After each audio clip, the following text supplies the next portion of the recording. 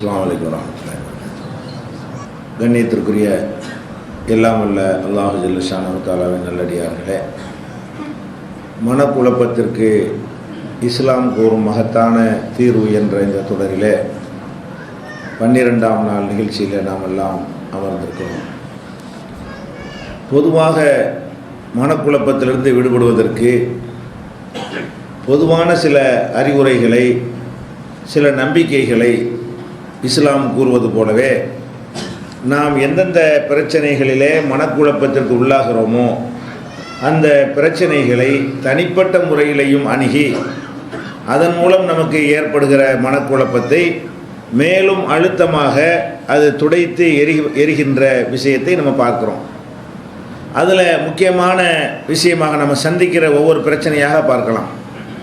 அதில் முக்கியமான முதல் இடத்தில் இருக்கக்கூடிய ஒரு விஷயம் என்னவாக இருக்கும் என்றால், நம்முடைய குடும்பத்தில் நிகழக்கூடிய மரணம். இது மனிதர்களை ரொம்பவும் பாதிக்கக்கூடியதாக இருக்கிறது. எல்லா மரணங்களும் பாதிக்காது. எப்போ சாவாருன்னு காத்துக்கிட்டு இருக்காங்க பாருங்கள், அவரெல்லாம் மரணித்தாருன்னு சொன்னால் பெரிய பாதிப்புலாம் இருக்காது. ஜாலியாக சந்தோஷமாக கூட இருப்பாங்க. பேருக்கு அந்த சோகத்தை காட்டி விட்டு எல்லாம் அனுபவித்து விட்டு தள்ளாத வயசில் வந்து எப்போ போக போகிறாரு, போயிட்டாரான்னு கேட்டுகிட்டே இருப்பாங்க. அந்த மாதிரியான லெவலுக்கெல்லாம் சில பேர் வருவாங்க. அந்த மாதிரி யாராவது மரணித்து விட்டார்கள் என்று சொன்னால் அது குடும்பத்தில் எந்த விதமான ஒரு பெரிய அதிர்ச்சியையோ ஒரு தாக்கத்தை ஏற்படுத்தாது. அவர் ஏற்கனவே கன்ஃபார்ம் ஆகிவிட்டது, நேரம்தான் ஒன்றும் வரலையே தவிர அவருக்கு இறப்பு உறுதியாகிவிட்டது என்கிற மாதிரியான நிலையில் இருந்தால் அது நம்மளை பாதிக்கிறது இல்லை. ஆனால் நம்முடைய குழந்தைகள் பெரியவங்க இருக்கும் பொழுது குழந்தைகள் மரணித்து விட்டார்கள்னு வைங்க, அது பெரிய அளவில் மனிதர்களை பாதிக்கும். அதே மாதிரி கணவன் மனைவி விட்டு மரணித்தான்னு வைங்க, பெண்களுடைய பாதுகாப்பு அங்கே ஒரு கேள்விக்குறியாக போகிற காரணத்தினால அவங்களுக்கு அது பெரிய ஒரு இழப்பாக, கணவன் இறந்தது பெரிய ஒரு இழப்பாக பெண்களுக்கு, அதுவும் ஒரு நடுத்தர வயசில் உள்ள பெண்களுக்கு தான். தளர்ந்து போய் கிளவியான பிறகு அவ்வளோ பாதிப்பு இருக்காது. ஓரளவுக்கு அந்த ஒரு கணவனுடைய துணை வேண்டும், பாதுகாப்பு வேண்டும் என்கிற நிலையில் இருக்கக்கூடிய பெண்களாக இருந்தால் அவங்களுக்கு கணவருடைய ஒரு இழப்பு பாதிப்பை ஏற்படுத்தும். அதே மாதிரி அண்ணன் தம்பி இது மாதிரியான பாதிப்புகளும் இறப்பு ஏற்படுமே. ஆனால் அதெல்லாம் இளைஞர்களாக இருப்பாங்க, நடுத்தர வயசாக இருக்கிற காரணத்தினால் அது பாதிக்கும். திடீர்னு ஒரு மரணம் ஏற்படுவது, விபத்து அல்லது கட்டடம் இடிஞ்சு விழுந்து விடுவது அல்லது சுனாமி, வெள்ளம், புயல், தீப்பிடித்தல் இது மாதிரியான ஒரு விபத்து ஏற்படும் பொழுது அதுவும் சில அதிர்ச்சி அலைகளை கொஞ்சம் நினச்சி கூட பார்க்கலையில். ஏதாவது ஒரு படுத்தார், நோயாக இருந்தாருன்னா ஓரளவுக்கு மனசு கொஞ்சம் அட்ஜஸ்ட் ஆகிக்கணும். நல்லா இருக்கிறாரு, திடீர்னு மூத்தா போகும்போது நம்ம என்ன செய்ய முடியலை, அதை எதிர்கொள்ள முடியாத பக்குவப்பட்டிருக்காது மனசு. இந்த மாதிரியான பாதிப்புகள்லாம் ஏற்படும். இந்த பாதிப்புகளை பொறுத்த வரைக்கும் அதிகமான பேர் அதை சரியாக புரிந்து கொள்கிறார்கள். முஸ்லீம்களை பொறுத்த வரைக்கும் அதிகமான பேர் யாரோ குடும்பத்தில் இறந்து விட்ட காரணத்தினால் அவங்க மெண்டல் ஆகிறது கிடையாது. குடும்பத்தில் யாராவது இறந்து விட்டார்கள் என்ற காரணத்தினால் அவங்க காலத்துக்கு உண்ணாமல் பருகாமல் நிம்மதி இழந்து தவிக்கிறது கிடையாது. ஆனால் மிக சில முஸ்லீம்கள் என்ன செய்கிறாங்கன்னு கேட்டால், அவங்களுடைய மரணத்தை எப்படி எதிர்கொள்வது என்பது தெரியாத காரணத்தினாலையும், நாம் ஏற்கனவே இஸ்லாத்தினுடைய பொதுவான சில அறிவுரைகளை சொன்னோம் இல்லையா, அதெல்லாம் அவர்களுக்கு சொல்லித்தரப்படாத காரணத்தினாலையும் அவங்க அதை எதிர்கொள்ள தெரியாமல் என்ன செய்கிறாங்கன்னு கேட்டால், ஒரு மரணம் ஏற்பட்ட உடனே இடிஞ்சு போய் உட்கார்ந்துடுறாங்க. இதோடு எல்லாம் முடிந்து விட்டது, நம்ம எதிர்காலமே இல்லை, நாசமாகி விட்டது என்கிற மாதிரியாக. அதில் ரொம்ப முக்கியமான குடும்பத்தை தூக்கி நிறுத்தினவராக இருந்தார்னு வைங்க, அவர் இறந்துட்டார்னு சொன்னால் அந்த நேரத்தில் அந்த குடும்பம் படக்கூடிய வேதனை பாடுகள்லாம் சொல்லி மாளாது.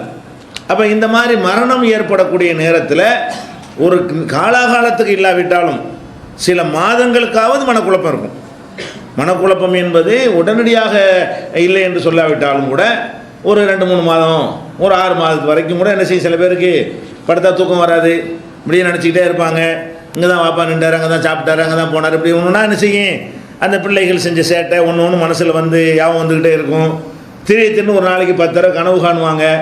அது கனவு அல்ல, நினைவு தான். கனவுன்னா அது இது மாதிரி காரணம் இல்லாமல் வரும், காரணத்தோடு வரும். இது என்னென்னா ஒரு சம்பவம் நிகழ்ந்திருக்கிற பாதிப்பின் காரணமாக அந்த பிள்ளையை டெய்லி கனவுல மூத்தா போன ஆட்களை கனவுல பார்க்குறது, இது மாதிரியாக பார்த்து அதிலேருந்து மறுபடியும் இந்த நினைவு அதிகரித்து கொண்டே போயிடும். இதெல்லாம் வந்து இயற்கையாக அவங்க செயல்படுவதை தடுக்குது. இந்த மாதிரி சில பாதிப்பு ஏற்படும் பொழுது தொழிலை ஒழுங்காக செய்ய மாட்டாங்க, ஆர்வமாக இருக்காது. நேற்று இருந்த அளவுக்கு தொழில் ஆர்வம் இல்லைன்னா அவங்களுக்கு லாஸ் ஆகும், நஷ்டமாகும். சில மாதங்களுக்காவது அப்படி ஏற்படுகிறது. அதே மாதிரி வீட்டில் உள்ள வேலைகளை ஒழுங்காக செய்ய மாட்டாங்க, அதுவும் சில மாதங்களுக்கு என்ன செய்யும், அவங்களுக்கு பிற இழப்புகளை ஏற்படுத்தும். அது மாதிரிலாம் நடக்கக்கூடிய காட்சியை பார்க்குறோம்.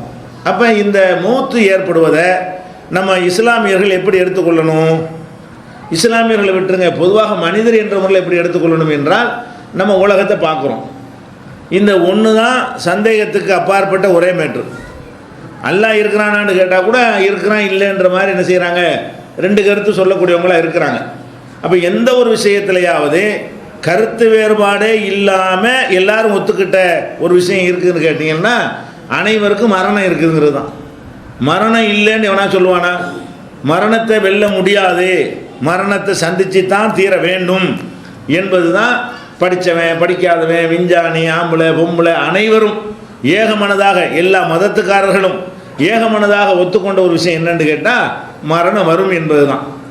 அப்போ கண்டிப்பாக அது வந்து தான் தீரும் என்று எதிர்பார்த்திருக்கக்கூடியவர்களுக்கு குழப்பம் வரக்கூடாது. எதிர்பாராமல் உங்களை தாக்குனா தானே அது வந்து அதிர்ச்சி ஏற்படுத்தானே. மரணம் தான் எல்லாருக்கும் வரத்தானே செய்கிறது. அப்போ மரணம் வந்து எல்லாரும் எப்படி எப்படியெல்லாம் ஆட்டம் போட்டவர்கள்னா நீ காணாமல் இப்படி கண்ணை மூடிட்டு நீ கற்பனை பண்ணி பார்த்தீங்கன்னு சொன்னால், யார் யாரெல்லாம் நம்மளை விட்டு போயிட்டான்னு நினச்சி பாருங்கள். இவன்லாம் போயிட்டான், என்ன ஆட்டம் போட்டான் இருக்கும்போது, அந்த மாதிரி நினைக்கக்கூடியவர்கள் எல்லாம் ஊரே கட்டி ஆண்டான் அப்படி சொல்லக்கூடியவர்கள்லாம் நம்மை விட்டு போய்விட்ட காட்சியை பார்க்குறோம். அப்போ இதை வந்து பேசிக்கான ஒரு விஷயம், மரணம் எல்லாருக்கும் தானே வரப்போகுது, எல்லாருக்கும் வரக்கூடியது. சரி, எல்லாருக்கும் வரக்கூடிய மரணம் கூட இது வந்து ஒரு நேரத்தை நிர்ணயிச்சா வருது. ஒவ்வொரு மனுஷனும் 63வது வயசில் சாவுவான் அப்படியா இருக்குது? அப்படி ஏதாவது கணக்கு இருக்குதா? நேரம் நிர்ணயித்து வந்தால் எல்லாத்துக்கும் 63, எனக்கு மட்டும் ஏன் 23ன்னு கேட்கலாம். அப்படி யாருக்கும் நிர்ணயம் கிடையாது. இதுக்கு ஒரு நிர்ணயத்தால் வச்சுருக்கானான்னு கேட்டால், பிறந்த அன்னையிலேருந்து ஆரம்பித்து 95 110 வரைக்கும் நல்லா நினைஞ்சிருக்கிறான், அந்த டயத்தை போட்டு வச்சுருக்கிறான். 1 வயசுலையும் போவாங்க, 2 வயசுலையும் போவாங்க, 3 வயசுலையும் போவாங்க. எந்த மாதிரியான ஒரு நேரத்துலையும் அது மரணம் வரும். மரணம் கண்டிப்பாக எல்லாருக்கும் வரும் என்பது விளங்கி கொள்ளணும். இப்போ நம்ம குடும்பத்தில் ஏதாவது மரணம் ஏற்படுமையானால் இது வந்து நம்ம எதிர்பார்த்த ஒன்றாகத்தானே இருக்க வேண்டும். ஒவ்வொரு நாளும் படுக்கைக்கு செல்லக்கூடிய நேரத்தில் நமக்கு மரணம் நம்ம காத்திருக்கிறது, விடிஞ்சு எந்திரிக்கிறது நமக்கு டவுட்டு அப்படிங்கிற ஒரு எண்ணத்தை நம்ம உள்ளத்தில் வைத்து கொண்டு இருந்தோமையானால் நமக்கு ஒரு மரணம் யாருக்காக ஏற்பட்டால் நமக்கு குழப்பம் வருமா? எதிர்பார்த்தது தானே, எப்போ வேண்டாலும் வந்துடுமா இல்லையா? அப்போ அந்த மாதிரி எப்போ வேண்டாலும் வந்து விடலாம் என்ற ஒரு அடிப்படை பாடத்தை வந்து இஸ்லாம் நமக்கு சொல்லி தந்திருக்கிறது. அதுபோக நல்லவங்களாக, ஒரு ஒழுக்க சீலர்களாக, பெரிய பணங்காசுகளை வாரி வாரி வழங்கக்கூடிய வள்ளல்களாக, இது மாதிரி நல்லறம் செஞ்சாங்கன்னு வைங்க, அப்படி செஞ்சவங்கெல்லாம் கொஞ்சம் லேட்டாக மூத்தா போய், கெட்டவன்லாம் கொஞ்சம் முன்னாடி மூத்தா போய், அப்படியாச்சும் ஒரு ஃபார்முலா இருக்கா? அப்படியும் கிடையாது. நல்லவனும் சீக்கிரம் போகிறான், கெட்டவனும் சீக்கிரம் போகிறான். நல்லவனு 100 வருஷம் தாண்டி இருக்கிறான், கெட்டவனில் 100 வருஷம் தாண்டி இருக்கிறான். அப்போ ஒரு ஹயாத்தை அதிகரிப்பது, ஹயாத்தை குறைக்கிறது என்பது கூட அவங்களுடைய செயல்களை வைத்து தீர்மானிக்கப்படுறது இல்லை. நம்ம எதனால் குழம்புறோம் தெரியுமா? நாங்கள் எவ்வளோ அள்ளி அள்ளி கொடுத்தோம், எங்கள் ஃபேமிலி எப்படி தெரியுமா, எங்கள் கணவர் எப்படிப்பட்ட ஆள் தெரியுமா, எங்கள் பாப்பா எப்படி தெரியுமா, அப்படியான்னு சொல்லி அவருக்கு மூத்து வரலாமான்னு நினைக்கிறாங்க. அப்போ அந்த மாதிரி இருந்தவருக்கு வரவே இல்லையா? அந்த மாதிரியா நல்லவராகவே வாழ்ந்தவங்களெல்லாம் அல்லாஹ் ஒரு 150 வருஷம் கன்ஃபார்ம் பண்ணி தான் மூத்தாக்குனானா? அந்த மாதிரி உள்ளவங்களுக்கும் இளமையில் மரணம் வரத்தானே செஞ்சுருக்கிறது. அந்த மாதிரி உள்ளவங்களுக்கு எதிர்பாராத முறையில் மரணங்கள் வந்து தானே இருக்கிறது. அப்போ நம்ம என்ன பேசிக்காக விளங்கிக் கொள்வோம்னா, மரணங்கிறது வந்து ஒரு முஸ்லீமை பொறுத்த வரைக்கும் அவன் என்னைக்கு விவரத்தை அறிந்து கொள்கிறானோ அன்னைக்கு அவன் கற்றுக்கொள்ள வேண்டிய பாடம் என்ன? இப்போ வேண்டாலும் மரணம் வந்து விடலாம். இப்போ நம்ம உட்கார்ந்து இருக்கிற இந்த இடத்திலே நமக்கு மரணம் வராது என்று சொல்ல முடியுமா? இப்போவும் வந்து விடலாம். அதனால் ஒவ்வொரு அமலையும் சொல்லும் பொழுது மார்க்கம் என்ன சொல்லுது?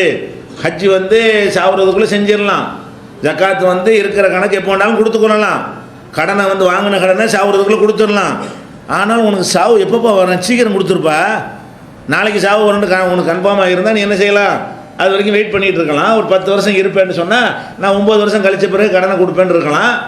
நாளைக்கு வந்துடுமே, இப்போ வந்துடுமே என்று பயந்து உன்னுடைய வாழ்க்கை அமைத்துக்கொள் என்று நமக்கு வந்து ஒரு பேசிக் இஸ்லாத்தில் சொல்லப்பட்டிருக்கிறது.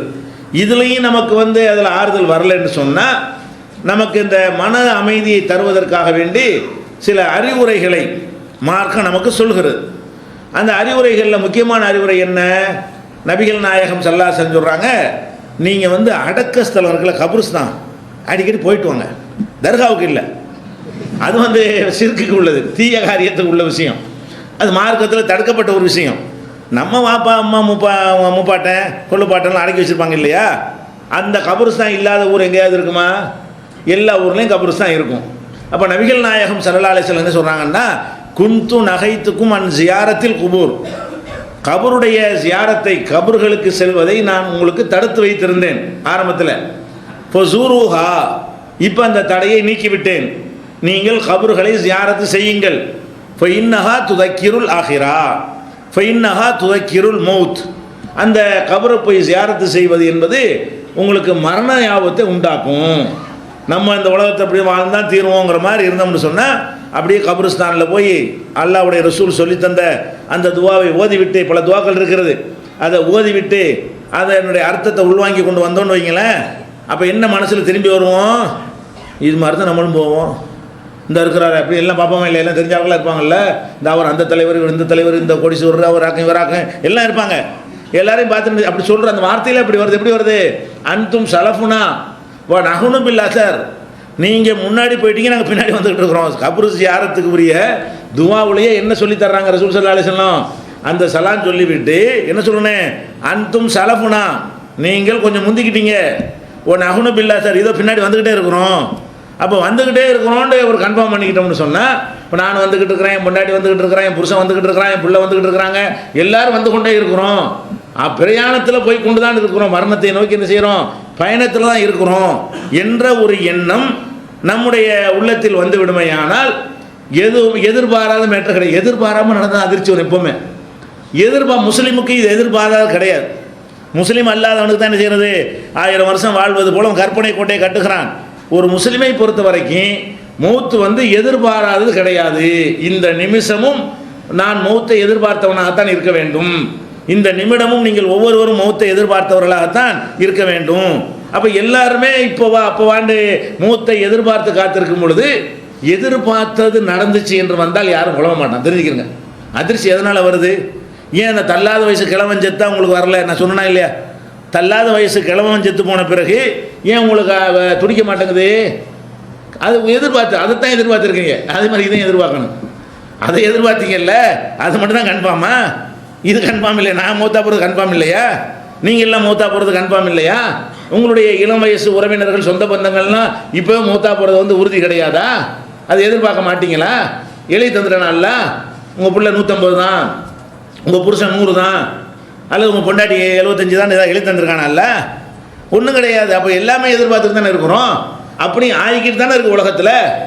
மரணம் ஏதோ 1 2 அரிதாகத்தான் இப்படி நடக்கிறதா? எல்லா ரேஞ்சிலையும் மௌத்து வந்துக்கிட்டே இருக்கிறது.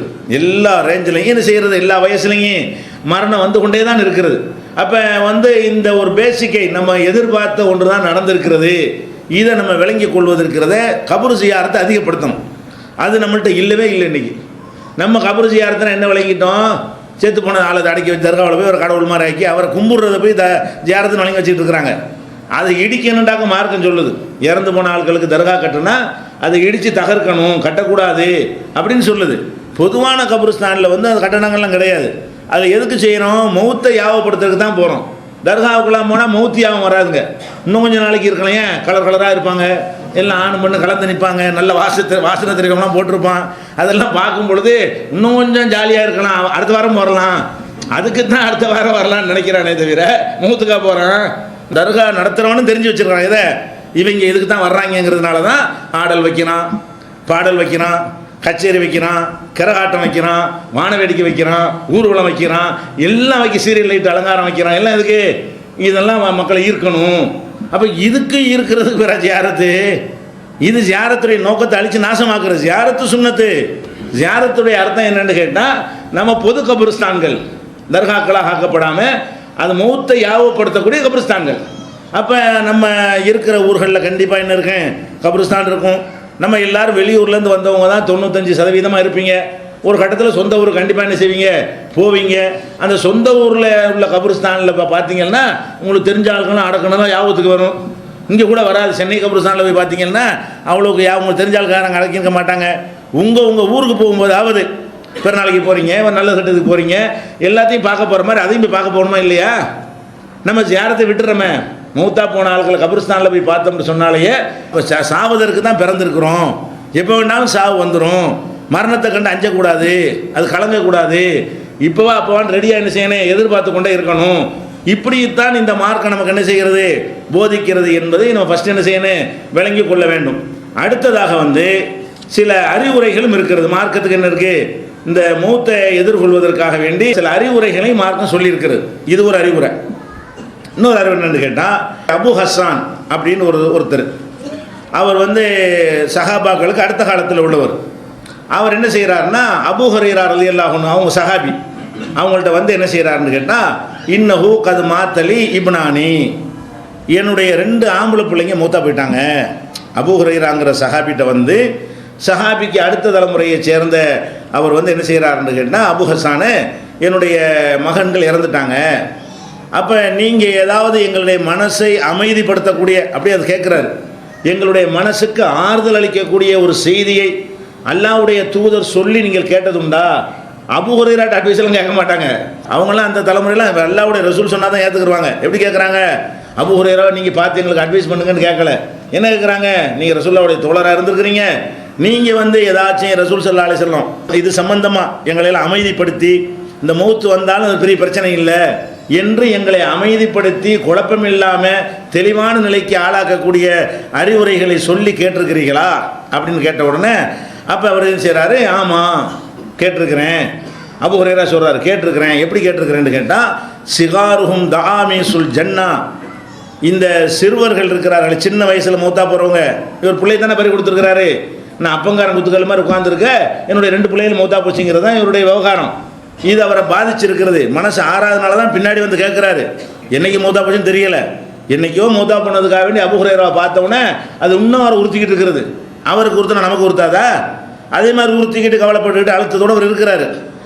ரசூலுல்லாஹ் சொன்னதை நான் கேட்டிருக்கிறேன், அதை உனக்கு சொல்கிறேன் அப்படின்னு சொல்லிட்டு, அது என்ன லெவலுக்கு வரும்டானே, உங்களுடைய பிள்ளைகள் இறந்துட்டாங்கன்னு சொன்னால் நம்ம மறுமை நாளை எழுப்பப்படுவோம்ல, எழுப்பப்பட்ட உடனே அந்த பிள்ளைகளும் எழுப்பப்படுவாங்க இல்லையா, நம்மளும் எழுப்பப்பட்டுருவோம், நம்ம பிள்ளைகளும் எழுப்பப்பட்டு விடுவார்கள்.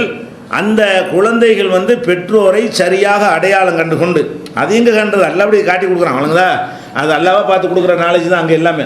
அப்போ அல்லாஹ் என்ன செய்கிறான்னா, இதான் அவங்க வாப்பா அம்மான்னு சொல்லி என்ன செய்வான், அந்த குழந்தைகளுக்கு காட்டி கொடுத்து, அந்த குழந்தைகள் 2 பேர் என்ன செய்வாங்க, குழந்தைகள் என்ன பண்ணுவாங்கன்னு கேட்டால், தாய் தகப்பனை சொர்க்கத்துக்கு இழுத்து செல்வார்கள். 2 பேர் போயிட்டாங்கன்னு சொன்னால் அந்த குழந்தையும் சொர்க்கத்துக்கு போக போகுதுப்பா, உங்கள் 2 பேரும் இழுத்துட்டு போக போகுது. சிறுக்கு வைக்காமல் இருக்கணும், ஈமானோடு இருக்க வேண்டும். ஈமானோடு இருந்தோமே ஆனால் சில முன்ன பின்ன நம்மள்ட்ட சில தவறுகள் வந்திருந்தால் கூட நம்முடைய பிள்ளைகளை நம்ம பறி கொடுத்துட்டோமே என்று நம்ம எதிர்பார்த்ததாகவும் இருக்கிறது. 2வது சொர்க்கம் போகிறது கன்ஃபார்ம் ஆகுது. எதை கொண்டு கன்ஃபார்ம் ஆகுது, நம்முடைய பிள்ளைகள் மூலமாக நாம் சொர்க்கம் செல்வது உறுதி செய்யப்படுகிறது. அந்த ஒரு ஆறுதலை அல்லாஹ்வுடைய ரசூல் சொல்லியிருக்கிறாங்கப்பா, நீ அதை மனசில் உரு போட்டு பாரு, உனக்கு மனக்குழப்பம் தீந்துரும் என்று அபூ ஹுரைரா அவங்க என்ன செய்கிறாங்க, அவருக்கு அபூ ஹஸ்ஸானுக்கு சொல்கிறாங்க. இது சஹீஹ் முஸ்லிம் நூலில் 6870வது ஹதீஸில் இடம்பெற்றிருக்கிறது. அதே மாதிரி நபிகள் நாயகம் ஸல்லல்லாஹு அலைஹி வஸல்லம் அவங்க காலத்தில் பயான் செய்வாங்க இல்லையா, ஆண்கள் தான் அதிகமாக சொற்பொழிவுகளெல்லாம் கலந்துக்கிடுவாங்க, பெண்கள் அதிகமாக சொற்பொழிவுகளுக்கு வர வாய்ப்பு இருக்கா. தொழுகைக்கு வருவாங்க, ஜும்மாவுக்கு விரும்பியவர்கள் வருவாங்க, பயானுக்கு பெருநா தொழுகைக்கு வருவாங்க. அதிகமாக பெண்களுக்கு அந்த மாதிரியான வாய்ப்பு இருக்குது. இப்போ பார்த்தாலும் ஆண்கள் தானே சுற்றிட்டு இருப்பாங்க. அப்போ ரசூல் ஸல்லல்லாஹு அலைஹி வஸல்லத்திலிருந்து மார்க்க விஷயங்கள் எல்லாம் கேட்குறதுக்கு அவங்க தான் அதிகமாக இருப்பாங்க. அப்போ ரசூல் ஸல்லல்லாஹு அலைஹி வஸல்லத்தை பெண்கள்லாம் என்ன செய்கிறாங்கன்னா முறையிடுறாங்க. என்ன முறையிடுறாங்கன்னா, அல்லாஹ்வுடைய தூதரே, எப்போ பார்த்தாலும் ஆம்பளைங்கெல்லாம் உங்களை சுற்றிக்கிட்டு இருக்கிறாங்க, எங்களுக்கு மார்க்கத்தை அறிஞ்சிக்கிறதுக்கு எந்த ஒரு வாய்ப்புமே கிடைக்க மாட்டேங்குது, அதனால் எங்களுக்காக வேண்டி தனியாக ஒரு நாளை, எங்களுக்குன்னு சொல்லி தனியாக ஒரு நாளை ஏற்படுத்தி தாங்க அப்படின்னு கேட்குறாங்க. கேட்டவுடனே என்ன செய்கிறாங்கன்னா, ரசூல் ஸல்லல்லாஹு அலைஹி வஸல்லம் ஒரு நாளை ஒதுக்குறாங்க. ஒரு நாளை ஒதுக்கி பெண்கள் பயானெலாம் வைக்கலாமான்னு சிலர் கேட்பாங்கல்ல, வைக்கலாம், ரசூலுல்லாஹ் காலத்தில் வச்சுருக்காங்களே, ஆண்களுக்கு மட்டும் பயான் கிடைச்சிட்டே இருக்கிறது, பெண்களாக எங்களுக்கு வந்து கிடைக்கல, எங்களுக்கு தனியாக ஒரு பயான் வைங்க அப்படின்னு கேட்கும் பொழுது நபிகள் நாயகம் ஸல்லல்லாஹு அலைஹி வஸல்லம் அவர்கள் ஒரு நாள் அவங்களுக்குன்னு ஒதுக்கி அதில் வந்து ஒரு பயான் பண்ணுறாங்க. அந்த பயானில் எப்படி சொல்கிறாங்கன்னு கேட்டால், மாமினன் நாசிமின் முஸ்லிமின், எந்த ஒரு முஸ்லிமுக்காவது யுத்தவஃபாலஹு சலாசுன் லம் யபுலுகுல் ஹின்ஸ, பருவ வயசை அடையாத 3 குழந்தைகள் மரணித்து விட்டால், ஒரு பொம்பளை இருக்கிற பொம்பளைக்கு நாம்பளைக்கு தான் சேர்த்தான், பெண்கள்கிட்ட சபையில் இருந்தனா அப்படி சொல்கிறாங்க. எதுக்கு இதை சொல்கிறாங்கன்னு கேட்டால், சபையில் இருந்தது பெண்கள். அப்போ அவங்க பருவ வயசை அடையாத 3 பிள்ளைங்கள் மரணித்து விட்டார்களே, ஆனால் இல்லா அத்ஹலஹுல்லாஹுல் ஜன்னா, அல்லாஹ் வந்து அவர்களை சொர்க்கத்தில் நுழைக்காமல் இருப்பது கிடையாது. 3 பிள்ளைகளை பறி கொடுத்துட்டீங்கன்னு சொன்னால் அதன் காரணமாக நமக்கு என்ன கிடைக்கும்? இடிஞ்சு போய் உட்காந்துடாம, என் பிள்ளை தான் கிடைச்சானான்னு சொல்லாமல், அல்லாஹ்வுடைய விதியை பொருந்தி கொள்ளாமல், அல்லாஹ்வுக்கு எதிரான வார்த்தைகளை பேசிவிடாமல், ஒப்பாரி வைக்காமல், இதற்குரிய நன்மையை நாங்கள் மறுமையில் எதிர்பார்க்கிறோம் அப்படின்னு இருந்தால் அவங்களுக்கு என்ன கிடைக்குமா? சொர்க்கத்திற்கு அந்த குழந்தைகள் கொண்டு சென்று விடும். பி ஃபல்லி ரஹ்மத்திஹி ஈயாகும், இவன் வந்து அந்த குழந்தைகளுக்கு இறக்கங்காட்டி வளர்த்த காரணத்தினால, அன்பு செலுத்திய காரணத்தினால், அப்போ உன் பிள்ளை தரப்ப அன்பு செலுத்தி வளர்த்தீங்கள, அப்படி வளர்த்து நான் எடுத்துக்கிட்டேன்ல, எடுத்துக்கிட்ட பிறகு நீ சபரா இருந்தீங்கள, அதுக்காக வேண்டி உனக்கு சொர்க்கம்தான் என்று அல்லாஹ் சொல்வான்ங்கிற செய்தி வந்து புகாரியில் 1248, 1381 ஆகிய ஹதீஸ்களில் இருக்கிறது. அதே மாதிரி இன்னொரு இடத்துல ரசூல் ஸல்லல்லாஹு அலைஹி வஸல்லம் சொல்கிறாங்க, அதாவது சொர்க்கத்துக்கு போவாங்கன்னா சொர்க்கத்துக்கு போகிறது 2 வகை இருக்குது. அதாவது எடுத்தவனே சொர்க்கத்துக்கு போகிறது, நியாய தீர்ப்பு வழங்கும் பொழுதே நீ எல்லாம் சொர்க்கத்துக்கு போ, அதான் உயர்ந்த தரஜா. சில பேர் என்ன செய்வாங்கன்னு கேட்டால், தப்பு செஞ்சுருப்பாங்களா, உடனே சொர்க்கத்துக்கு போக முடியாது, அல்ல மன்னிக்கலன்னு நினச்சா மன்னிப்பான், அவன் ரைட்டில் உள்ளது, நினைக்கலன்னு வைங்க உன்னை மன்னிக்க முடியாதுடா அப்படின்னு சொல்லிட்டான்னு சொன்னால் அவனுடைய தவறுக்கு ஏற்றவாறு அல்லாஹ் எதை கொடுக்க நினைக்கிறானோ அந்த தண்டனையை கொடுப்பான். 10 வருஷமோ 50 வருஷமோ 100 வருஷமோ 1000 வருஷமோ ஏதோ ஒரு கணக்கு பண்ணி அந்த தண்டனையை கொடுத்த பிறகு, அதுக்கு பிறகு பாவத்துக்கு போதுமான தண்டனை கொடுத்தாச்சு, இப்போ சொர்க்கத்துக்கு போகணும்னு சொல்லுவான். அப்போ சொர்க்கத்துக்கு போகிறது என்பது நமக்கு எடுத்த எடுப்பிலே போனால் தான் நல்லது.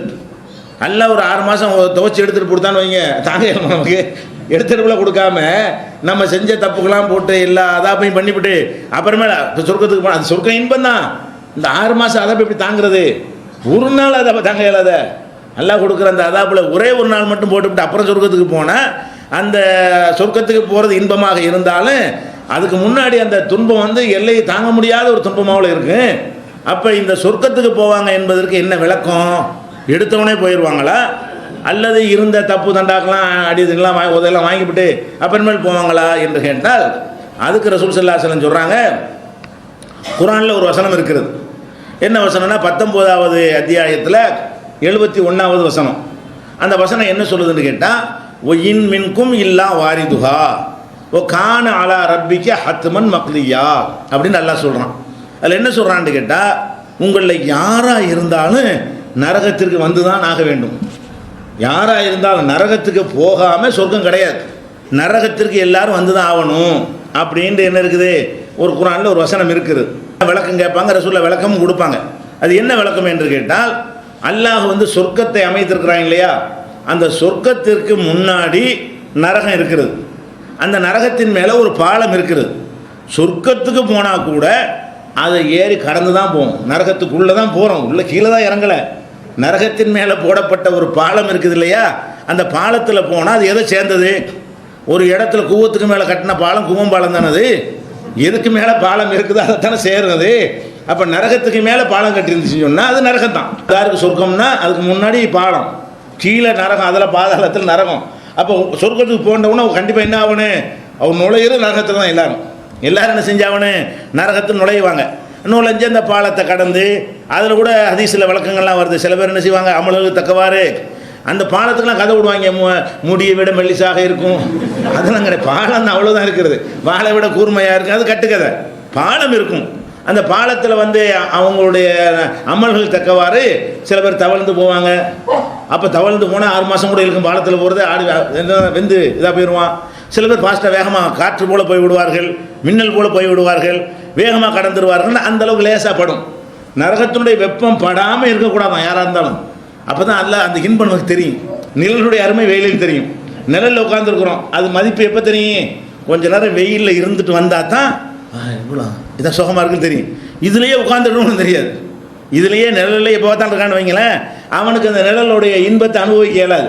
அப்போ வெயிலில் கொஞ்ச நேரம் காஞ்சிட்டு வந்தால் தான் அப்போ என்ன செய்யும், அது ஒரு நிழலுடைய அருமை தெரியும்.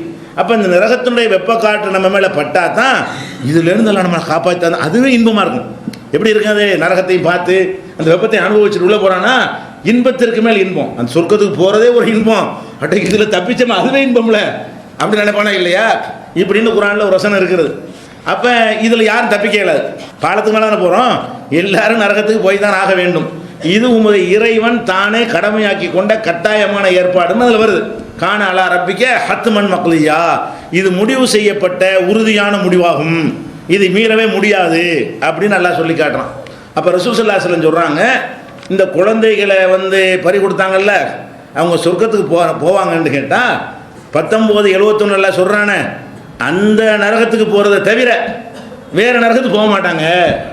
எடுப்பு சொர்க்கமா, அதாவது குழந்தையை பறி கொடுத்தவர்கள் வேறு வேறு பாவங்களுக்கெல்லாம் தப்புகளுக்கு தண்டனைலாம் அனுபவிச்சு சொர்க்கத்துக்கு போவாங்களா, எடுப்பில் போவார்களான்னா எடுப்பில் தான் நரகம் செல்லாமல் அந்த ஒரு செகண்டோ ஒரு நிமிஷமோ ஒரு நாளோ அந்த அவங்களுடைய அமலுக்கு தகுந்தவாறு போவாங்களே அந்த பாலத்தை கடக்கிற நேரத்தை தவிர, அப்போ நரகத்துக்கு போகிறதை தவிர வேறு நரகத்திற்கு போகாமல் டைரெக்டாக எடுப்பில் போய்விடுவார்கள் அப்படின்ற ஒரு விளக்கத்தை புகாரியில் 1251 6656 இந்த ஹதீஸில் இருக்குது.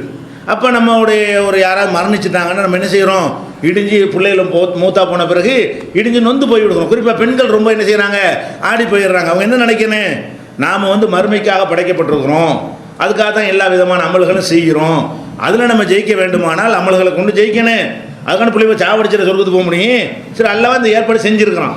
நம்ம ஆளை கொண்டு நரகத்தை போட்டுருவோம், அல்ல கொண்டோம்னா அதுமா எல்லாம் நினைஞ்சிருக்கிறான். சரி, நமக்கு ஒரு சொர்க்கத்துக்கு போகிற வழியை லேசாக்குறான். நம்ம பிள்ளையும் சொர்க்கத்துக்கு போகிற கன்ஃபார்ம் ஆகுது. இதில் என்ன ஆகுது, அந்த பிள்ளைகள் நம்மளை அழைச்சிக்கிட்டு போகுதுன்னு சொல்லும் பொழுது நம்ம பிள்ளைகளோட அப்படி சொர்க்கத்தில் அப்படி இருக்கிறது. இங்கே கொஞ்சம் எவ்வளோ நாளைக்கு பிள்ளையோட இருப்பீங்க, அங்கே உள்ளே போயிட்டோம்னு சொன்னால் நம்ம பிள்ளையோட சேர்த்து நம்ம என்ன செய்வோம், சந்தோஷமாக இருப்போம். இது ஒரு மூமினுக்கு இதுக்கு மேலே என்ன ஒரு ஆறுதல் வேணும்? மறுமையை எதிர்பார்த்து வாழக்கூடிய ஒரு மூமினுக்கு இந்த ஒரு பரிசை விட அதை எடுப்பில் சொர்க்கம் போகிறதுங்கிறது ஒரு பெரிய பாக்கியம். சொர்க்கம் தான் எல்லாரும் போயிடுவோமே, ஈமான் கடுகளை இருந்தால் கூட கடைசியில் போயிடுவோமே, அது மேட்டர் கிடையாது. இப்போ சொல்கிறதெல்லாம் என்ன சொர்க்கம், ஃபஸ்ட்லேயே ஸ்டார்டிங்லேயே சொர்க்கத்துக்கு போகிறத பற்றி தான் சொல்லப்படுகிறது. அப்போ இது ஒரு அறிவுரை நம்ம விளங்கி கொள்ள வேண்டும். அதே மாதிரி இன்னொரு ஹதீஸில் ரசூலுல்லாஹ் சொல்கிறாங்க, மாலி அப்தில் மூமினி இந்தி ஜஸாவுன் இதா கபல்து சஃபியஹு மின் அஹ்லி துன்யா சும்ம ஹத்தஸபஹு இல்லல் ஜன்னா. என்னுடைய மூமினான ஒரு அடியான், அவனுக்கு ரொம்ப விருப்பமான ஒரு ஆளை நான் கைப்பற்றிக் கொள்கிறேன். அது பாப்பாவாக இருக்கலாம், அம்மாவாக இருக்கலாம், பொண்டாட்டியாக இருக்கலாம், புருஷனாக இருக்கலாம், அண்ணனாக இருக்கலாம், தம்பியாக இருக்கலாம், ஃப்ரெண்டாக இருக்கலாம், யாராக வேண்டாலும் இருக்கலாம். ஒரு ஆள் மேலே நம்ம ரொம்ப நேசிக்கிறோம். அப்போ ரொம்ப நேசிக்கிற ஒரு ஆளை நான் கைப்பற்றிக் கொள்கிறேன். கைப்பற்றும் மின் அகலி துன்யா, இந்த உலகத்தில் இருக்கக்கூடியவர்களிலேயே யாரை ஒருவர் ரொம்ப விரும்புவாரோ அவரை நான் கைப்பற்றி கொண்ட பிறகு சும்மா இஹ்த சபகு, அந்த இழப்புக்கு உள்ளான அந்த மனிதர் அதை மறுமை நன்மைக்காக சகித்து கொண்டார். இஹ்த சப என்று சொன்னால் மறுமையில் இதற்கு கூலி கிடைக்கும் என்று சகித்து கொள்வாரையானால் அவருக்கு என்னிடத்தில் உள்ள கூலி என்னவென்றால் இல்லல் ஜன்னா, சொர்க்கத்தை தவிர வேறு கூலி கிடையாது. அப்போ இது பிள்ளைகளுக்கு மாத்திரம் கிடையாது, நம்ம ஒரு ஆளை ரொம்ப நேசிக்கிற யாராக வேண்டாலும் இருக்கட்டும், அது மாதிரி ஒரு ஆள் நமக்கு மரணித்து விட்டார்கள் என்று சொன்னால் அப்போ அதுக்காக வேண்டி நம்ம ரொம்பவும் இடிஞ்சு போய் விடாமல் என்ன செய்யணும், இதுக்கு ஒரு பெரிய கூலியை எல்லாம் நமக்கு சித்தப்படுத்தி வைத்திருக்கிறான், சொர்க்கத்தை தவிர வேறு கூலி இல்லைங்கிறான். இதுக்கு கூலின்னு கொடுக்குறதா இருந்தால் இதை தான் கொடுக்கணும். அப்போ நம்முடைய அமல்களில் கொஞ்சம் முன்ன பின்ன இருந்தால் கூட சிறுக்கு மட்டும் வைக்காமல் மனிதர்களுடைய உரிமைகளை மட்டும் மீறாமல் கரெக்டாக நடந்திருந்தோமே ஆனால் கண்டிப்பாக நம்ம என்ன செய்கிறோம், சொர்க்கத்துக்கு போயிடுறோம், கன்ஃபார்ம் ஆகிடுறோம். அப்போ இதுதான் சபுர் செய்கிற விஷயம். தள்ளாத வயசு கிழவர்கள்லாம் மூத்தா போனால் சபுருக்கு மேட்டரே இருக்காது, அது சும்மா சபராக தான் இருக்கிறோம், இயற்கையாக சபராக இருந்துருவோம். அது எப்போ சாவாங்கிற கண்டிஷனில் உள்ளவங்களுக்கு வராது, அது இயற்கை எல்லாரும் சபராக இருந்துருவோம். இது எதை தாங்க முடியலையோ, எது நம்ம கஷ்டமாக இருக்குமோ அந்த மாதிரியான ஒரு இழப்பு நமக்கு ஏற்படும் பொழுது அது சகித்து கொண்டார்களே ஆனால், மறுமையின் நன்மையை நாடி சகித்து கொள்வாரையானால் அவங்களுக்கு சொர்க்கத்தை தவிர கூலி இல்லை என்று அல்லாஹ் சொல்வதாக ரசூல் ஸல்லல்லாஹு அலைஹி வஸல்லம் சொல்லி புகாரியில் 6424வது ஹதீஸில் இடம்பெற்றிருக்கிறது. அந்த மாதிரி எவ்வளோ ஒரு பறி கொடுத்து இருப்பாங்க பிள்ளைகள், சொந்தக்காரங்களாம் என்ன செய்வாங்க, பிரி கொடுத்து இருப்பாங்க.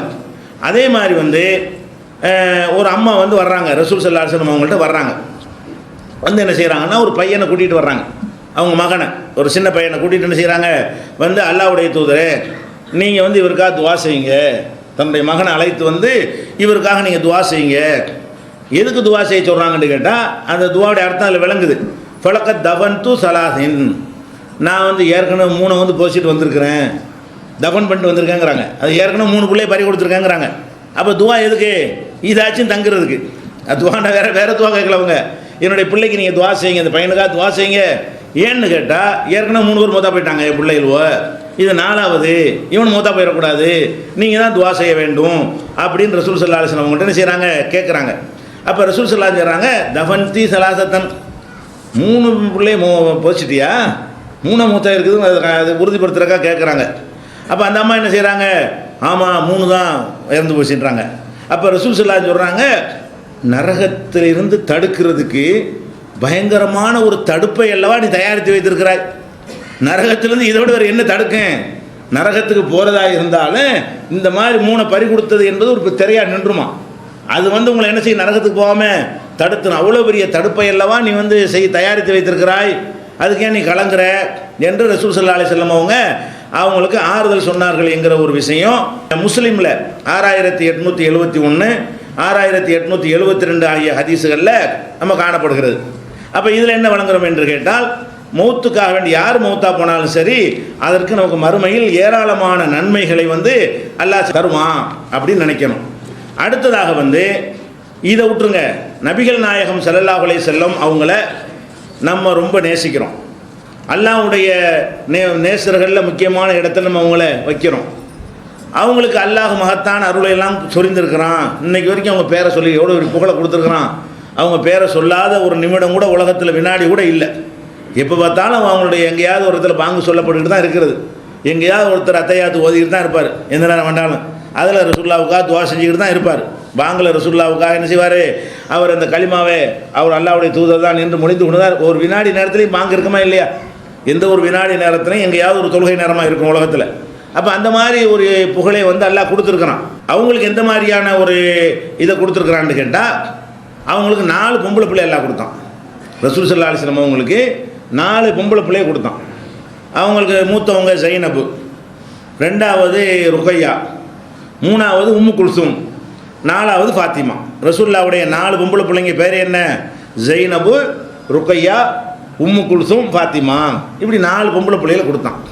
இந்த ஜைனபு ரலியல்லாஹு அன்ஹா அவங்களுடைய மூத்த மகன் இருக்காங்க இல்லையா, அவங்க வந்து ரசூல் ஸல்லல்லாஹு அலைஹி வஸல்லம் அவங்க ஹயாத்தோட இந்த உலகத்தில் இருக்கும் பொழுது ஹிஜ்ரி 8, அதாவது ரசூல் ஸல்லல்லாஹு அலைஹி வஸல்லம் வந்து ஹிஜ்ரி 10 மூத்தா போகிறாங்கன்னு வைங்களேன், 2 வருஷத்துக்கு முந்தி. அப்போ ரசூல் ஸல்லல்லாஹு அலைஹி வஸல்லம் அவங்க மூத்தாகிறதுக்கு முன்னாடி அவங்களுடைய மகள், மூத்த மகள் என்ன செய்கிறாங்க, வந்து இறந்து போயிடுறாங்க. இந்த ஜைனபுடைய மகளை தான் தோளெல்லாம் தூக்கி வச்சுருப்பாங்க. எவ்வளோ பாசம் வச்சுருந்தாங்க, தொழும்போதெல்லாம் தூக்கி வச்சுருப்பாங்கன்னு சொன்ன உமாமா. அந்த உமாமாங்கிறவங்க இந்த ஜைனபுடைய பிள்ளை தான். அப்போ அந்த அளவுக்கு ரசூல் ஸல்லல்லாஹு அலைஹி வஸல்லம் அந்த பேத்தி மேலே ரொம்ப அன்பாக வச்சுருந்தாங்க.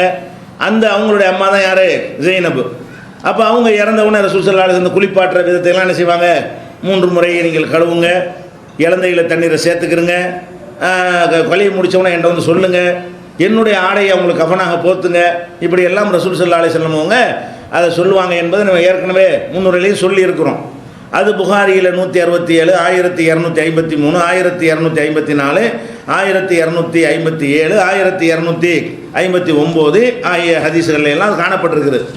அப்போ அந்த மாதிரியான அவங்களுக்கு ஒரு மகளை, ஒரு மூத்த மகளை கொடுத்து அவங்க இருக்கும்போதே மகள் இறந்து போகிறது எப்படிப்பட்ட இழப்பு. குழந்தை மூத்தா போகிறத விட இது மனுஷன் ரொம்ப பாதிக்குமா இல்லையா? ஒரு தகப்பனாக இருந்து நீங்கள் சிந்திச்சு பாருங்கள். நீங்கள் ஒரு 50 வயசு 60 வயசாக இருக்கக்கூடிய நேரத்தில் உங்களுடைய மகள் வந்து 35 வயசோ 30 வயசோ இருக்கும் பொழுது அவங்க கல்யாணம் பண்ணி சந்தோஷமாக இருந்து பிள்ளையெல்லாம் பெற்று அந்த பிள்ளையை வளர்க்க வேண்டிய பொறுப்பில் அவங்க இருக்கக்கூடிய நேரத்தில் மூத்தாகி விட்டார்கள் என்று சொன்னால், ஒரு குழந்தை இறக்கும்போது வருமே அந்த அந்த மாதிரியாக கவலை இருக்கும், பல மடங்கு கவலை இருக்கும். இது வந்து மனிதனுக்கு என்ன செய்யாது, ரொம்ப நம்மளை விட சின்ன வயசில் நமக்கு பிறகு அதெல்லாம் இருந்து வாழும்னு சொல்லி நினச்சோம், நம்ம பேரை சொல்லும்னு நினச்சோம், நம்ம இருக்கும்போதே இந்த மாதிரி போய்விட்டது என்று என்ன செய்வாங்க, எல்லாருமே கலங்குவாங்க. அப்போ நம்ம என்ன நினைக்கணும், அல்லாஹ்வுடைய ரசூலாக இருந்தாலும் கணக்கு தானே, அல்லாஹ்வுடைய ரசூல் தான். அவங்களுக்கு கொடுக்க வேண்டிய அந்தஸ்தெல்லாம் எல்லாம் கொடுக்க தான் செய்வான். ஜெயினபுக்கு போட்ட கணக்கு அவ்வளவுதான். ஜெயினபுக்கு போட்ட கணக்கு எவ்வளவு? ஹிஜ்ரி 8 மௌத்தாகணும் அவங்களுக்கு அல்லாஹ் நிர்ணயித்து விட்டான். அப்போ அவங்களுக்கு நிர்ணயித்த அந்த எல்லை வரும் பொழுது அது அல்லாஹ்வுடைய தூதர் நினைஞ்சாங்க, சபுர் செஞ்சாங்க. எந்த அளவுக்கு சபுர் செஞ்சாங்க? ஜனாசாவின் சட்டத்திட்டங்களுக்கு அப்போ தான் விளக்கமாக கொடுக்குறாங்க. எவ்வளோ பெரிய சபுர் இது! மகள் இறந்திருக்கும் பொழுது கவலை தலையில் கை வச்சு இடிஞ்சு போயிடாம அது எப்படி அடக்கணும், என்னென்ன மாதிரி குளிப்பாட்டணும், எப்படி செய்யணும், ஒழுவு செய்கிற பகுதியிலேருந்து ஆரம்பிங்கன்னு அந்த விஷயங்கள்லாம் விளக்கி சொல்லுகிற அளவுக்கு ஸ்டடியாக நிலை குலையாமல், இந்த மலை குலைந்தாலும் நிலை குலைய மாட்டார்கள்னு சும்மா சொல்லுவாங்க. அப்படிலாம் இந்த ரசூல் ஸல்லல்லாஹு அலைஹி தவிர யாரும் இருந்தது இல்லை. அப்படி இருந்திருக்கிறாங்க. ரசூல் ஸல்லல்லாஹு அலைஹி முரண் செய்யலை, கொஞ்சம் கூட நிலை குலையாமல் நின்று காட்டியிருக்கிறாங்க. அதுக்கு நான் சொல்ல வரல. அப்போ நம்ம ஒரு பிள்ளைய மௌத்தா போனால் நம்ம கவலைப்படுற பிள்ளையோ யாரோ ஒரு ஆள் ஒரு இம்பார்ட்டண்ட்டான ஒரு பர்சனை இறந்துட்டாங்கன்னு வைங்க, அதுக்காக நம்ம கவலைப்படுறோமே. அப்போ அல்லாஹ்வுடைய ரசூலுக்கும் அது அல்லாஹ் கொடுக்க தானே செஞ்சான். அவங்களுக்கே கொடுத்துருக்கும்போது எனக்கு எப்படி விதிவிலக்கு கிடைக்கும்? அவங்களுக்கு அது அல்லாஹ் செஞ்சுருக்கிறான்னு கேட்டால் அவன் இந்த கணக்கெல்லாம் பார்க்கறது கிடையாது. நம்ம யாராவது முகத்தை பறி கொடுத்துட்டோம்னு சொன்னால் இவன் ராசி இல்லாத ஆள், தருத்தனையும் முடித்தவன், அப்படி எல்லாம் கூட சில பேர் சொல்லுவாங்க. புள்ள தங்கல் என்று சொன்னால், புள்ள எல்லாம் செத்துக்கிட்டு இருந்துச்சுன்னு சொன்னால் அந்த பொம்பளை வந்து ஒரு தரித்திரம் ராசி இல்லாத ஆள் எல்லாம் பேசுவாங்க. அப்படின்னா ரசூலுல்லாஹ் தான் ராசி இல்லாத ஆள் முதல் இடத்துல வைக்கணும். ஏன்? அவங்க வாழும்போது பிள்ளைய பறி கொடுத்துட்டாங்களா இல்லையா? அப்போ இது வந்து அல்லாஹ்வுடைய செட்டப் பிரகாரம் அல்லாஹ்வுடைய ரசூலுக்கு நடந்திருக்கிறது. அப்போ இது வந்து யாரும் தப்பிக்கலாது. சின்ன வயசு மரணம் தானே இது. ஜெயினபு வந்து சின்ன வயசு மரணம் தான், 8 மௌத்தா போயிட்டாங்க. அதே மாதிரி வந்து ருக்கையாங்கிறது ரசூலுல்லாஹ்வுடைய 2வது மகள். அந்த ருக்கையாவை வந்து உஸ்மான் ரலியல்லாஹு அன்ஹு கல்யாணம் பண்ணி கொடுத்துருந்தாங்க. அதனால் உஸ்மான மருமகன், ரசூலுல்லாஹ்வுடைய மருமகனுங்கிறோம் இல்லையா, உஸ்மான் ரலியல்லாஹு அன்ஹு அவர்களுக்கு என்ன செய்கிறாங்க, ருக்கையாவை கல்யாணம் பண்ணி கொடுத்துருந்தாங்க. கொடுத்த உடனே என்னவாயிடுறாங்க, இந்த ருக்கையா அவர்கள் வந்து அந்த ஹிஜ்ரி முதல் வருஷமே மௌத்தாயிடுறாங்க. அது அக்காவாச்சி ஹிஜ்ரி 8 மௌத்தா போகிறாங்க. 2வது பிள்ளை எப்போ மௌத்தா போகுதுன்னு கேட்டால் ஹிஜ்ரி ஃபஸ்ட்லேயே மதீனாவுக்கு வந்தாங்கல்ல, வந்த வருஷமே மௌத்தா போயிடுச்சு. யார்? 2வது. எவ்வளோ பெரிய பாதிப்புன்னு பாருங்கள். அல்லாஹ்வுடைய தூதர் பெரிய கண்ணியத்தோடு இருந்துகிட்டு இருக்கிறாங்க. அல்லாஹ்வுக்கு நெருக்கமானவர்கள் எல்லா மக்கள் நம்புகிறோம். அந்த காலத்து மக்கள் நம்பினாங்க. அவ்வளவு அந்தஸ்து இருந்தால் கூட இது தனி கணக்கு. இது மௌத்து ஹயாத்து மேட்டெல்லாம் தனிட்டு அது ஒரு ட்ராக்கில் ஓடிக்கிட்டே இருக்கும். அது யாரையும் பார்க்காது. இது ரசூலுல்லாஹ் நபியா, வேண்டி வர வேண்டாதவரா, இவர் அப்படியே ஆம்பளை அதெல்லாம் பார்க்காது. அது ஒரு தனி ட்ராக் நினைச்சிட்டான்ல, போட்டு விட்டுட்டான். அன்பு பாசம் அதெல்லாம் ஒரு பக்கம் போயிட்டே இருக்கும். இன்னொரு பக்கம் என்னென்னு கேட்டால் மௌத்துக்கு மட்டும் தனி ட்ராக்கால் வச்சு விட்டான். அதுக்குரிய டைம் வரும்போது ஒரு வினாடி முந்த மாட்டார்கள். லா யஸ்தக்திமூன சாத்தன் வலா யஸ்தகிரூன். ஒரு வினாடி கூட அவர்கள் உரிய டைம் வந்து விட்டது என்று சொன்னால், ஒரு வினாடிங்கிறது கூட இல்லை, ஒரு மைக்ரோ செகண்ட் கூட, வினாடியில் லட்சத்தில் ஒரு பங்கு டைம் கூட முந்தவும் முடியாது, பிந்தவும் முடியாது. அந்த டைம் தான். ஆகதான் இதாஜா அஜலுகா, உரிய டைம் வந்து விட்டது என்று சொன்னால் யாருக்கும் அவகாசம் இல்லை, தரமாட்டான். ரசூலுல்லாஹ் சொல்லி இந்த மாதிரி மொத்த போகிறாங்க, நீ போய் ஆறுதல் சொல்கிறதுக்காக வேண்டி உனக்கு ஒரு 2 மாதம் எக்ஸ்டென்ஷன் பண்ணியிருக்கிறேன், பக்கத்தில் உட்காந்து பிள்ளைலாம் கவனிச்சு, அப்படியா சொல்லலாமா இல்லையா? இவர் வந்து அந்த பத்ர் போரில் கலந்து கொள்ளாமல் இருக்க விதிவிலக்கு கொடுக்கும் அளவுக்கு அவங்க மகள் மரண வேலையை நெருங்கி இருக்கிறாங்க. போரை கூட தள்ளி வைக்கலை. என் மோளுக்கு உடம்பு சரியில்லப்பா, நீ போய் அழியை பார்த்துக்க, வேறு யாரை பார்த்துக்கன்னு அனுப்பலாம்ல, அப்படி கூட அனுப்பலை. அவங்களே தான் என்ன செய்கிறாங்க, அந்த போருக்கு ரசூல் ஸல்லல்லாஹு அலைஹி வஸல்லம் போகிறாங்க. அப்போ இது வந்து பத்ர் போர் நேரத்தில் மௌத்தா வராங்கன்னா முதல் வருஷம் தான் நடக்குது பத்ர் போர். அப்போ அவங்க திரும்பி வர்றாங்க, அதுக்குள்ளே மௌத்தா போயிட்டாங்க. அப்போ ரசூலுல்லாஹ்வுக்கு கொடுத்த 2வது மகள் வந்து முதல் ஆண்டுலேயே மௌத்தாகி போன காட்சியை நம்ம பார்க்குறோம். அதே மாதிரி வந்து உம்மு குல்சும்ங்கிறவங்க 3வது மகள். அவங்களையும் ரசூல் ஸல்லல்லாஹு அலைஹி வஸல்லம் அவங்க இவர் கல்யாணம் பண்ணி வச்சாங்க. யாருக்கு? உஸ்மான் அவர்களுக்கு வந்து 2வது மகளையும் அவர் கல்யாணம் பண்ணி வச்சாங்க. 2வது மகள் இறந்துட்ட காரணத்தினால 3வது மகளையும் கல்யாணம் பண்ணி வச்சாங்க. உம்மு குல்சுமையும் பண்ணாங்க. இந்த உம்மு குல்சும் என்ன பண்ணாங்கன்னா, ஏற்கனவே அபூ லஹப் இருக்கான்ல, அவனுடைய மகனுக்கு கல்யாணம் பண்ணி கொடுத்துருந்தாங்க. உம்மு குல்சும் வந்து நபி அவருக்கு முன்னாடி ஒரே குடும்பம் தானே, ஒரே கோத்திரம் தானே. நபின்னு டிக்ளேர் பண்ணவுடனே நீ உங்கள் அப்பா வீட்டுக்கு போன்னு தட்டி விட்டான். அபூ லஹப் என்ன பண்ணிட்டான், அந்த மகளை வந்து வாழ விடலை. அப்போ சட்டம்லாம் வரல. வாழை விட்டுருந்தா அப்போ ரசூலை தடுத்துருக்க மாட்டாங்க. அது காஃபிரோட வாழக்கூடாதுங்கிற சட்டம்லாம் வராத நேரம் தானே. ஆனால் அப்படிக்கெல்லாம் அந்த நெருக்கடி அல்லாஹ் கொடுக்காம என்ன பண்ணிட்டான், அவனாவே அனுப்பி விட்டான். அப்போ ரசூல் ஸல்லல்லாஹு அலைஹி வஸல்லம் அவங்களோட வந்து அவங்க மதீனாவில் இருந்தாங்க. அப்போ வந்து 2வது மகள் இறந்த உடனே 3வது மகளை அவருக்கு நினைஞ்சாங்க கல்யாணம் பண்ணி கொடுத்தாங்க. இவங்க வந்து 9வது ஆண்டில் இவங்க புள்ள வீட்டுலாம் பெறலை, இவங்களுக்கு குழந்தைங்களாம் இல்லை. 9வது ஆண்டு மௌத்தா போயிட்டாங்க. அப்போ ஒரு மகள் வந்து ஹிஜ்ரி முதல் ஆண்டு மௌத்தா போயிடுறாங்க. ஒரு மகள் வந்து அது முதல் ஆண்டுனா ரசூலுல்லாஹ்வுக்கு 9 வருஷத்துக்கு முன்னாடி, ரசூலுல்லாஹ்வுக்கு 9 வருஷத்துக்கு முந்தி ஒரு ஆள் மௌத்தா போயிடுச்சு. ஒரு ஆள் 2 வருஷத்துக்கு முந்தி மௌத்தா போகுது. ஒரு மகள் வந்து 3 வருஷத்துக்கு முந்தி மூத்தா போகுது. அப்போ ரசூல்லா உயிரோடு உலகத்தில் இருக்கும் பொழுது ஒவ்வொரு மகளாக வயசில் குறைந்த மகள்களாக மரணித்து போனால் இது எவ்வளோ பெரிய பாதிப்பை ஏற்படுத்தும். அவங்களும் மனிதர் தானே, நல்லவங்களுக்கு நான் எவ்வளோ நல்ல காரியம் செஞ்சேன் அப்படிலாம் நினச்சி பார்ப்பாங்க. வாரி வாரி இந்த மனுஷன் வணங்கினானே, இவனுக்கா இப்படி நம்ம ஆளுக்கு தூக்கம் ஏற்றி விட்றது, அவன் சும்மா இருந்தாலும் இவனுக்கா இப்படின்லாம் ஏற்றி விட்றாங்களா இல்லையா? இதெல்லாம் தேவையற்ற விஷயம். யாருக்கு எப்படி வரும்? வழங்குதா மௌத்து வருவது என்பது யாருக்கு வேண்டாலும் வரும் இப்படிங்கிற ஒரு விஷயத்தை நம்ம விளங்கி கொள்கிறோம். அதே மாதிரி வந்து 4வது மகள் ஃபாத்திமா, அவங்களுக்கும் அற்பாயில் தான். ரசூல்லாவுக்கு தெரியாது அது. ஏன்னா ரசூல்லா மூத்தா போய் 6 மாதத்தில் மூத்தா போயிட்டாங்க. ரசூல்லாவுக்கு பிந்தி ஒரு 6 மாதம் வாழ்ந்தாங்க. ஆனால் இப்போ நம்ம பார்க்கலாம்ல, அல்லாஹ்வுடைய தூதராக இருந்து அவங்க மகளுக்கு ரசூல்லாவுக்கு அப்புறம் கடைசி பிள்ளை தான் 6 மாதம் வாழ்ந்தாங்கன்னா எத்தனை வயசில் வாழ்ந்துருப்பாங்க? இந்த உலகத்தில் ஃபாத்திமா ரலியல்லாஹு அன்ஹா வந்து நம்ம இளம் வயசில் போயிட்டார, இளம் வயசில் இந்த பொண்ணு போயிடுச்சுன்னு நினைக்கிறோமே, 4வது பிள்ளைன்னு வச்சுக்கிறோங்க. 4வது பிள்ளையாக இருக்கிறவங்களா இருந்தால் எப்படி பார்த்தாலும் அல்லாஹ்வுடைய ரசூலுக்கு அவங்களுக்கு மத்தியில் ஒரு 30 வயசாக வித்தியாசம் இருக்கிறது தானே செய்யும். 63 வயசு என்று சொன்னால் அவங்களுக்கு ஒரு 33 வயசு இருக்கலாம். அப்போ 33 வயசில் அவங்க மூத்தா போய் இருக்கிறது தானே செய்கிறாங்க. அல்லாஹ்வுடைய ரசூலுடைய மகள் என்ற காரணத்துக்காக வேண்டி அல்லாஹ் வந்து நீண்ட ஆயுளையாக கொடுத்துவிட்டான். அப்போ 3 பிள்ளைகளை வாழும்போதே பறி கொடுத்து விட்டார்கள். 4வது பிள்ளை எப்போன்னு கேட்டால் இவங்க மரணித்து 6 மாதம் தான் வாழ்ந்தாங்க. ரசூல்லாவுக்கு பிறகு ரசூல்லா மூத்தா போன ஆண்டு அவங்களும் மூத்தா போயிடுறாங்க. 6 மாதம் முன்ன அந்த மாதிரி மரணித்து விடுகிறார்கள் என்று சொன்னால் அப்போ நம்ம எதுக்கு இது எல்லாம் செய்கிறான்? நினச்சிருந்தா வாழ வச்சுருப்பான். நமக்கு இதெல்லாம் ஒரு ஆறுதல். ஆனால் இந்த இது தனி ரூட்டு, இது மௌத்துங்கிறது தனி, அது ட்ராக்கில் போய்கிட்டே இருக்கிறது. அதை யாராலையும் மாற்ற மாட்டான்ல. யார் யாருக்கு என்னென்னத்தை நிர்ணயித்து வச்சுருக்கிறானோ அதன்படி நடந்து கொண்டு தான் இருக்கும் என்கிற ஒரு காரணத்திற்காக இது செய்கிறோம். அதே மாதிரி வந்து அவங்களுக்கு ஒரு ஆம்பளை பிள்ளையை கொடுத்தான்ல, எல்லாம் போகுது பாருங்க. ஒன்றுக்கு சில பெண்களாவது ஒரு பிள்ளை இறந்து போய் இன்னும் 2 பிள்ளை பெற்றுக்கிட்டு நல்லா வாழ்வாங்க. ரசூலுல்லாவுக்கு என்னென்ன கொடுத்தது பூரா எடுத்துக்கிட்டான்ல, ஒன்றா எடுக்கிறான். 3 பொம்பளை பிள்ளை எடுத்துக்கிட்டானா ஒரு ஆசைக்கு ஒரு ஆம்பளை பிள்ளை. எல்லோரும் ஆசைப்படுவாங்கல்ல, ஆம்பளை பிள்ளைக்கு ஆசைப்பட்டாங்க, ஆம்பளை பிள்ளை எல்லாம் கொடுத்தான். அவங்க பாட்டனார் பேரை இப்ராஹிம் நபியுடைய பேரை வச்சாங்க, இப்ராஹிம்னு பேர் வச்சாங்க. ரொம்ப அன்பாக வச்சுருந்தாங்க, கொஞ்சுவாங்க. இப்ராஹிம் நபி மேலே ரொம்ப பிரியமாவெல்லாம் இருந்தாங்க. அவர் மூத்த பண்ணாரா இல்லையா? அப்போ இப்ராஹிம் வந்து அப்படியே துடிக்க கதற அந்த துடிக்கிற காட்சியை பார்த்து மடியில் போட்டுக்கிட்டு கண்ணிலேருந்து கண்ணீர் கொட்டுது.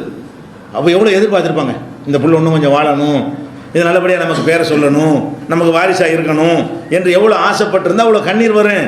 அப்போ அப்துல் ரஹ்மான் இப்னு அவுஃப் கேட்குறாங்க, அந்த யாரை சொல்லலாம், அல்லாஹ்வுடைய தூதர் நீங்கள் அழுவுறிய, நாங்கள் தான் இதை மௌத்துக்குன்னு அழுவோம், நீங்கள் ஏன் அழுவுறீங்க? அப்போ ரசூல் ஸல்லல்லாஹு அலைஹி வஸல்லம் சொல்கிறாங்க, இன்னஹா ரஹ்மா, இது வந்து இறக்க உணர்வுப்பா, இது எல்லாருக்கும் இருக்குது. நான் என்ன மனுஷ படைப்பு அப்பாற்பட்ட ஒரு ஆளா அப்படின்னு சொல்லிட்டு, இன்னல் ஐன ததுமவு, கண்ணு தான் கண்ணீர் வடிக்கும், ஒரு கல்பு யகுசுனும், உள்ளத்தில் தான் வேதனை இருக்கும், வலா நக்கூல இல்லாமல் எறலா ரப்புனா, எங்கள் ரப்பு இறைவன் பொருந்தி கொண்டதை தவிர வேறு ஒரு வார்த்தை வாயிலிருந்து வராது. அதை கவனி. கண்ணு தானே அழுவுது, கண்ணால் அழுகுறேன் உண்மைதான், கல்பால் கவலைப்படுறேன், வாயினாலே தான் நான் சொன்னேன்னா, ஏன் அல்லா நீ இப்படி செய்யலாமா, என் பிள்ளை இப்படி பண்ணலாமா, எனக்கு ஒரு வாரிசு நீ விட்டு வைக்கலாம் ஏதாவது பேசினேன்னா, என் இறைவன் பொருந்தி கொள்வதை தவிர நான் வேற ஒன்று பேச மாட்டேன். கண்ணால் அழுகுறதுக்கு உங்களுக்கு அனுமதி இருக்கிறது, அது மாதிரி கல்பால் கவலைப்படுவதற்கு உங்களுக்கு பர்மிஷன் இருக்கிறது, ஆனால் வாயால் மொழிவதற்கு கிடையாது. அது சொல்கிறாங்க, இன்னாலி ஃபிராக்கிக யா இப்ராஹிம் இல்லை மஹசூன், இப்ராஹிமே உன்னுடைய பிரிவுக்கு நான் ரொம்ப வருந்துகிறேன், ரொம்ப கவலைப்படுறேன்ப்பா, ஆனால் ஒன்றும் முடியாது என்னால், அல்லாஹ்வுடைய விதி அதுவாக இருந்தால் நான் என்ன செய்ய முடியும் அப்படின்னு சொன்ன ஒரு செய்தி வந்து புகாரியில் 1303வது ஹதீஸில் இருக்கிறது. அதே மாதிரி வந்து ரசூலுல்லாஹ்வுடைய ஒரு மகள் வந்து அனுப்புவாங்கல்ல, என் பிள்ளைக்கு சீரியஸாக இருக்குது உடனே வாங்கண்டு, அப்போ கூட ரசூலுல்லாஹ் கண்ணு முன்னாடி இந்த குழந்தை பேரன் துடிக்க மரணிச்சும் போது அதை தான் சொல்லுவாங்க, இன்னலில்லாஹி மாஹத, எடுத்துக்கொண்டது அவனுக்கு சொந்தம், கொடுத்தும் அவனுக்கு சொந்தம், எல்லாம் குள்ளு செய்யும் இந்த மிகுதார், எல்லாம் டைம் போட்டு வச்சுருக்கான். அல்ல டைம் தான் தீர்மானிக்குமே தவிர நம்மளை கேட்டுட்டு ஒன்றும் செய்ய மாட்டான், அதுக்குரிய டைம் அது முடிஞ்சு வச்சுக்கத என்று மகளுக்கு ஆறுதல் சொன்ன செய்தி புகாரியில் 1284, 5655, 6602, 6655, 7377, 7448 ஆகிய ஹதீஸ்களில் இடம்பெற்று இருக்கிறது. இது போக இன்னொன்று இருக்கிறது, இந்த 3 பிள்ளையை பறி கொடுத்து சொன்னோம்ல, அதில் ஒரு கரெக்ஷன் இருக்கிறது. 3 பிள்ளையை பறி கொடுத்தா தான் சொர்க்கம் கிடைக்குமோ, அது கம்மியாக இதுவும் பறி கொடுத்தா கிடைக்காதோங்கிற மாதிரி ஒரு டவுட் இருக்கும்ல. இந்த 3 பிள்ளை சம்பந்தமாக ரசூல் ஸல்லல்லாஹு அலைஹி வஸல்லம் சொல்லும் பொழுது அப்போ ஒரு அம்மா கேட்பாங்க, ஓ இசனத்தைனி, அல்லாஹ்வுடைய தூதரே 2 பிள்ளையே பறி கொடுத்தா கிடைக்காதா? அந்த அம்மா 2 பறி கொடுத்து போல இருக்குது. அதை கேட்குறான். 3 பேரை பறி கொடுத்தால் கண்டிப்பாக அந்த குழந்தைகள் வந்து நரகத்துக்கு போகாமல் தடுக்கிற திரையாக அமைவார்கள் ரசூலுல்லாஹ் சொன்ன உடனே ஒரு அம்மா என்ன செஞ்சு, பெண்களுக்கான பயானில் அந்த அம்மா எந்திரிச்சு கேட்குறாங்க, ஒரு இசனத்தைனி அப்போ 2 பிள்ளையை பறி கொடுத்தான்னு கேட்குறாங்க. அப்போ ரசூல் ஸல்லல்லாஹு சொல்கிறாங்க, ஒரு இசனத்தைனி 2 தான் அப்படின்னு சொல்லி. இது புகாரியில் 102, 1250, 7310 ஆகிய ஹதீஸ்களில் பார்க்குறோம்.